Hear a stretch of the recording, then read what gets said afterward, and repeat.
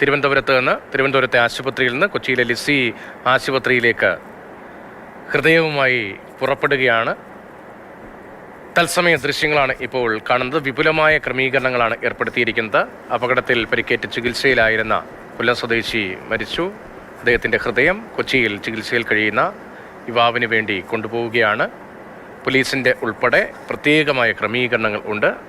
വേഗത്തിൽ കൊച്ചിയിലേക്ക് എത്തിക്കേണ്ടതുണ്ട്. എയർ ആംബുലൻസിലാണ് ഹൃദയം കൊണ്ടുപോവുക. ആംബുലൻസ് ഉൾപ്പെടെ തയ്യാറാണ്. പോലീസ് ആംബുലൻസിനെ വഴിയൊരുക്കുന്നതിന് വേണ്ടിയുള്ള ക്രമീകരണങ്ങളെല്ലാം ഏർപ്പെടുത്തിയിട്ടുണ്ട്. അമൽ തേനമ്പറമ്പിൽ ചേരുന്നത്. അമൽ,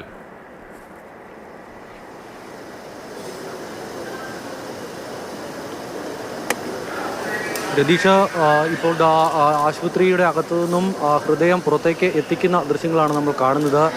ഹൃദയവുമായി അല്പസമയത്തിനകം തന്നെ ഈ തയ്യാറായി കിടക്കുന്ന ആംബുലൻസ് ഇവിടെ നിന്നും പുറപ്പെടും. ആംബുലൻസിലേക്ക് ഹൃദയം കൊണ്ടുവരികയാണ്. അത് ഒട്ടും വൈകാതെ തന്നെ നമുക്ക് കാണാൻ കഴിയുന്നുണ്ട്.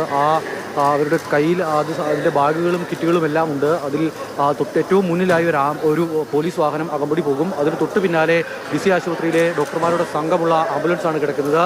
ഈ കാണുന്ന കാറിലാണ് ഹൃദയം ഉള്ളത്. ആ കാറ് ഇപ്പോൾ തന്നെ പുറപ്പെടാൻ തയ്യാറെടുക്കുന്നു. അതിന് തൊട്ട് പിന്നിൽ വീണ്ടും ഒരു പോലീസ് വാഹനമുണ്ട്. അങ്ങനെ വിപുലമായ ക്രമീകരണമാണ് ഒരുക്കിയിരിക്കുന്നത്. ഈ ഹൃദയവുമായി കിംസ് ആശുപത്രിയിൽ നിന്നും വാഹനം ഇപ്പോൾ പുറപ്പെട്ടു കഴിഞ്ഞു. ഇനി റോഡിലെ ക്രമീകരണങ്ങളെല്ലാം ഇതിനോടകം തന്നെ തയ്യാറാണ്. എത്രയും വേഗം വിമാനത്താവളത്തിലേക്ക് ഹൃദയം എത്തിക്കുക എന്നുള്ളതാണ് ദൗത്യം.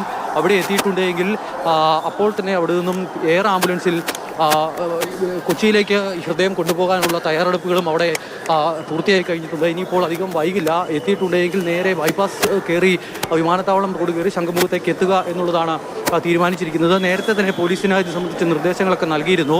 ഒരു വിധത്തിലും എന്തെങ്കിലും തരത്തിലുള്ള മാർഗ്ഗതടസ്സം ഉണ്ടാകരുത് എന്നുള്ളതായിരുന്നു പറഞ്ഞിരുന്നത്. അതിനനുസരിച്ചുള്ള ക്രമീകരണങ്ങളെല്ലാം പൂർത്തിയായി കഴിഞ്ഞിരിക്കുന്നു. ഇതിനു മുൻപ് ഏകദേശം 1 വർഷങ്ങൾക്ക് മുൻപാണ് ഇത്തരത്തിലൊരു ഹൃദയം ഇവിടെ നിന്നും കൊച്ചിക്ക് കൊണ്ടുപോയി ഒരു ശസ്ത്രക്രിയ നടത്തിയ ഒരാളുടെ ജീവൻ തിരിച്ചു പിടിച്ചത്. ഇതിപ്പോൾ ഐസക് ജോർജ് എന്ന് പറയുന്ന ഒരു 33-കാരനാണ് ഒരാൾക്ക് വീണ്ടും ജീവിതത്തിലേക്ക് ഒരാളെ തിരിച്ചു കൊണ്ടുവരുന്നത്.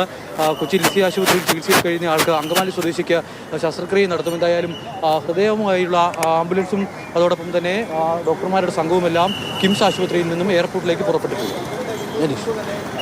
വലിയൊരു ദൗത്യമാണ്.